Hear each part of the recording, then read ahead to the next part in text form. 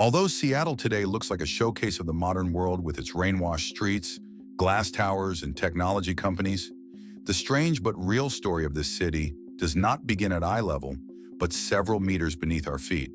Because in the late 19th century, during the settlement process officially labeled as the Pioneer Era, excavations carried out did more than simply make room for new buildings. These excavations also brought to light a truth that was not particularly desired to be told. Structures that were clearly far older than the settlers' simple wooden constructions and primitive brick buildings began to emerge, revealing incredibly orderly streets, perfectly aligned walls, and massive foundations with an unusual depth. These streets did not appear ordinary or temporary. On the contrary, they were wide, symmetrical, and remarkably smooth, as if they were part of a carefully calculated, long-term plan. And the craftsmanship of these structures was far too clean, sharp, and precise to be explained by the axes, hammers, and crude cutting tools available to pioneer settlers. According to descriptions found in excavation reports, the corners appeared almost as if they had been cut by lasers. The mortar gaps between stone blocks were kept to a minimum, and the surfaces displayed an extraordinary smoothness, giving rise to discussions of impossible engineering. Because with the known technology of the time, constructing such a deep, even, and durable infrastructure was nearly impossible. Yet the true astonishment was not only the quality of these structures, but the unbelievable precision with which they were aligned. When these ancient streets located meters beneath the ground were examined, it was noticed that they almost perfectly overlapped with the modern Seattle city plan as we know it today.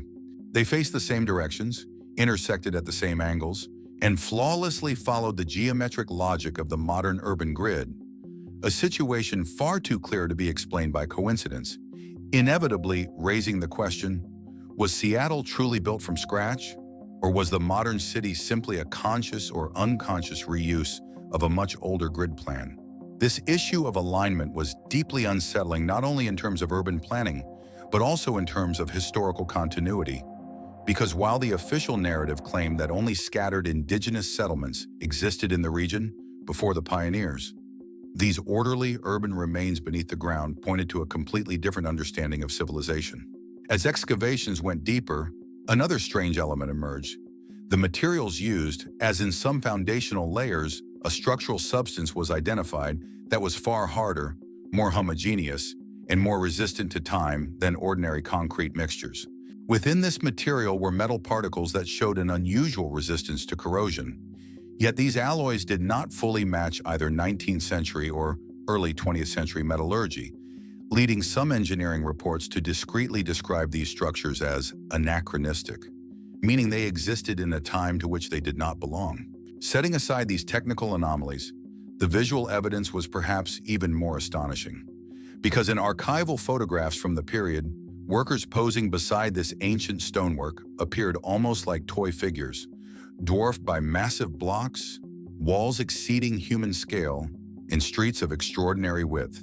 These enormous blocks, walls surpassing human proportions, and extraordinarily wide streets suggested that the sense of scale behind the city was not designed for modern humans, as if these structures had been planned either for a much larger population or by beings with physically different proportions. This miniature humans effect was not merely a perceptual illusion, but was also supported by measurements, strengthening the possibility that the structure lying beneath Seattle was not a simple infrastructure system, but a fully developed city in its own right. The mystery did not end there, because seashells, water erosion marks, and sediment deposits found in certain layers indicated that this area may have remained underwater for extended periods in the past. This raised the possibility that Seattle's history was connected not only to a terrestrial settlement, but also to an underwater or semi-submerged phase, perhaps suggesting that this ancient city was submerged as a result of sea level changes or a major catastrophe, and later buried by soil and forgotten over time. One of the most striking and controversial discoveries involved massive cylindrical shafts that were casually labeled as water wells in official records. Yet these were not irregularly dug pits like ordinary wells. Instead, they possessed perfect circular symmetry, interior surfaces marked by spiral and mechanical cutting traces, and in some sections even contain internal compartments and layered structures, making them extraordinarily complex constructions. Considering their diameters and depths, it seemed illogical that they were built solely for water supply, strengthening the possibility that these shafts were part of an energy transfer system, ventilation network, pressure regulation mechanism, or a technological system we have yet to understand.